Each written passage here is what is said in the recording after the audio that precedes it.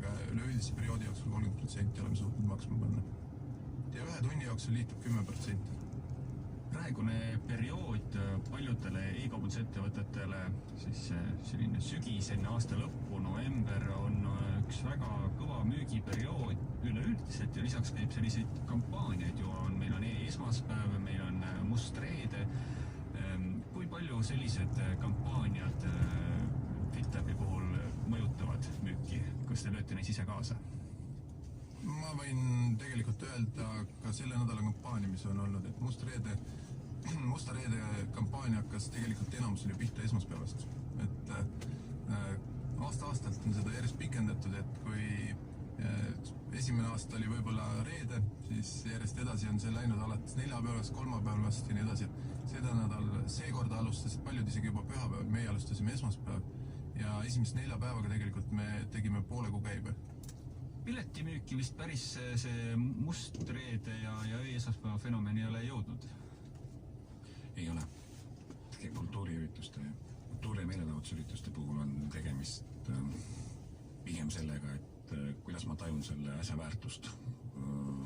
Igasugune ülisootsate kampaaniate tegemine on meie valdkonnas pigem seotud siis kas mingite viimaste täitmistega, saalide viimaste täitmistega või siis alguses teatud huvigrupi mahu tekitamisega, aga et on erinevaid korraldajaid, kes kasutavad erinevaid teooriaid ja siis on korraldajaid, kes kogu aeg reklaamivad soodustust ja ütleme niimoodi, et nendel, kes kogu aeg reklaamivad soodustust või kes teevad neid erilisi kampaaniaid, et see ei muuda nagu müüki, pigem ta devalveerib selle ürituse väärtust.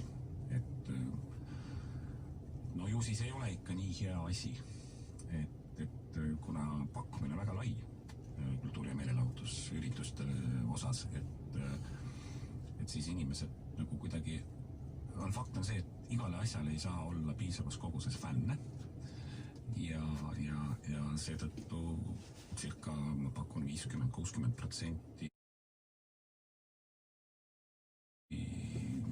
piletiostjatest lähen vaatanud, mis see on, ma olen kuulnud, et selliste ostjate puhul on see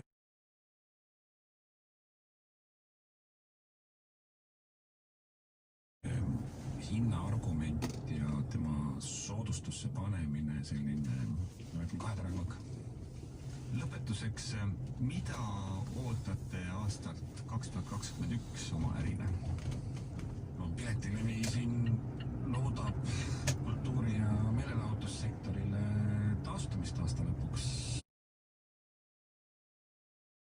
Loodame, tunnetuslikult näeme seda, et tegelikult inimestel on metsik vajadus elusa meelelahutuse teiste inimeste päris asjade järele. Sellega on nüüd tükk aega siis nii-öelda põud olnud, et mina ootan, et siin märtsist läheb suuremaks suvemühistamiseks ja suvel hakkavad tulema juba 22. aasta üritused müüki just selle arvestusega, et eks ole ka rahvusvahelistel artistidel olnud vahepeal kõva tulu teenimise põud. Rene, teie jaoks aasta 2021?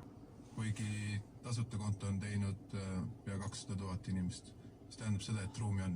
Saame aidata võimalikult palju inimesi. Selle positiivse noodiga täna lõpetame. Aitäh kuulamast saadet E-kaubanduse areng ja tulevikus. Täna olid külas Piletilevi juhataja Jaanus Peilmann ja FitLabi tegevjuht Rene Laane. Saadet juhtis Arto Okas Maksekeskusest. Saade on ka järelkuulatav Äripäeva keskkonnas raadio.haripaev.ee. Kuulake meid siis jälle 4 nädala pärast ning lugege kaubanduse valdkonna uudiseid. Kaubandus.